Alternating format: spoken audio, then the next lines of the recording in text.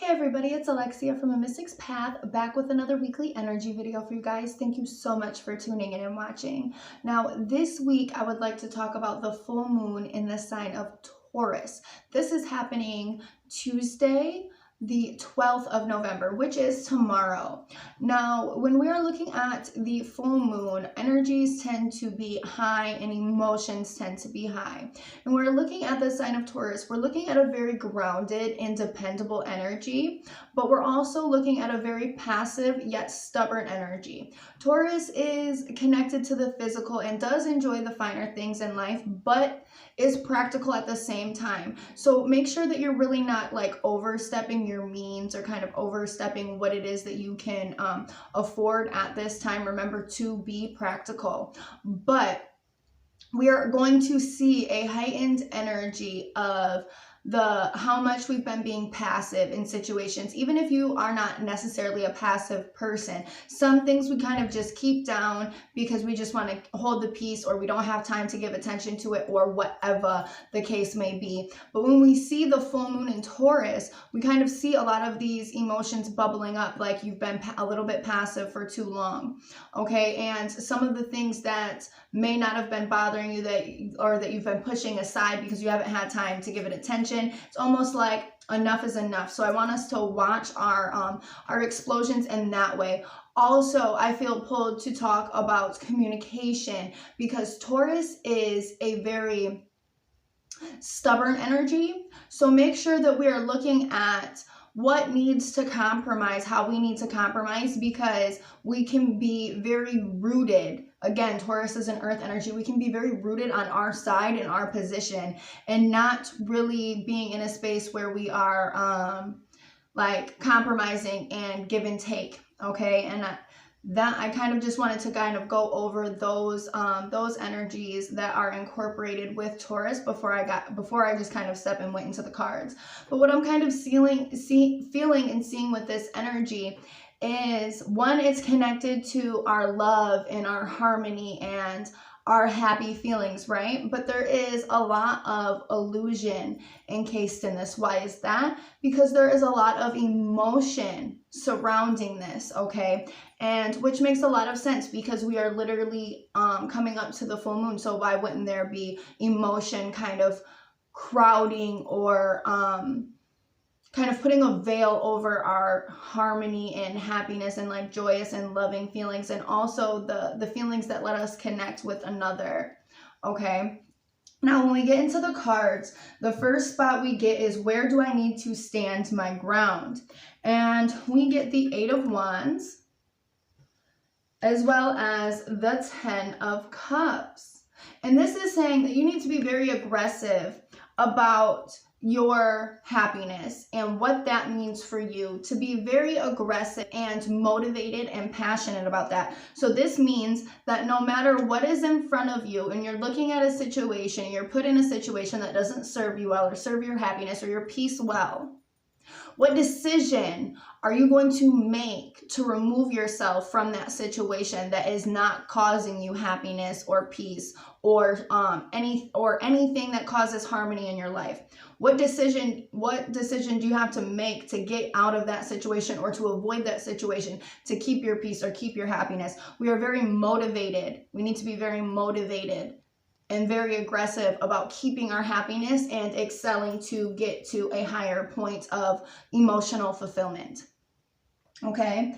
Now, where in my life do I need to gather more joy? And we get the 7 of Wands, as well as the Star. And this is saying that you have been kind of on the defense and you feeling like you've had to fight and like there's just all of these obstacles coming at you. And this is kind of saying to kind of take a step back and have some fucking faith. Take a step back and have some faith, because you've been literally fighting too much, and to just take a step back and literally have some faith. It's not that it's not to take a step back and fighting from your happiness or anything like that. It's literally from the stress that you've been undergoing and how your mind has been racing and going and all of the obstacles that you've been fighting just to feel like you can get up and survive. It's kind of taking a step back and having some faith within this. And this is where you can find more joy, because you're trying to lower that stress level and kind of giving this like almost surrender in a sense to, and praying that like things will be okay. Have some faith. You don't have to be in that fight or flight energy all the time and consistently. And that's kind of what I'm feeling within that. Now, what goals will benefit from action and attention until the next new moon? And this is, I loved seeing these two cards together, like literally so much, because we have the Two of Cups and the Three of Swords. And you're probably like, how do you love seeing those two cards together? There's literally swords and a heart. And I'll tell you why. Because this is saying that we are focusing on our relationships, but we are not focusing on the relationships that we are currently in. Not that we're not focusing on the relationships that we're currently in, but we're focusing on things that have happened that have caused you sadness and heartache. Okay? And we are working avidly to heal these things and heal these patterns so we can have more successful relationships here in the present and in the future. So we are looking and examining the patterns of our past relationships, and we are looking and we are examining the pain of our past relationships, and we are taking the time and the motivation, the action to heal these so we can move on.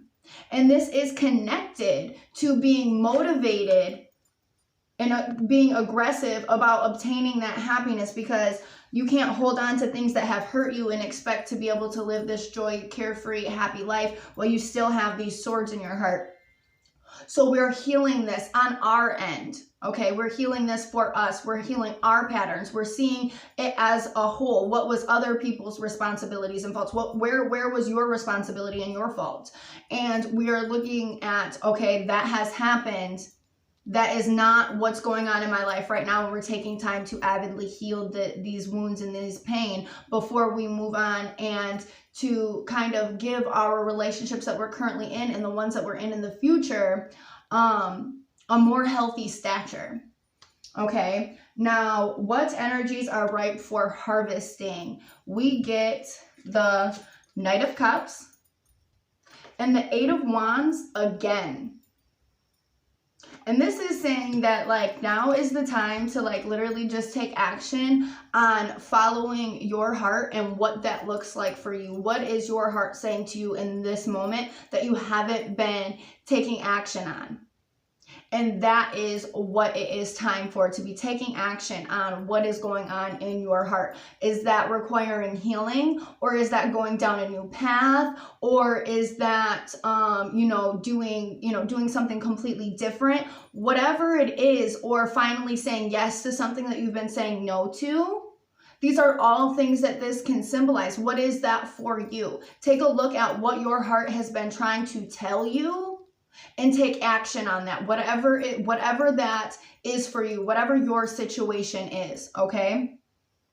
Now, what area of my life requires some organization and planning? And this I really got kind of excited for, again, because we have the wheel, and the wheel has been popping up like crazy. And Temperance.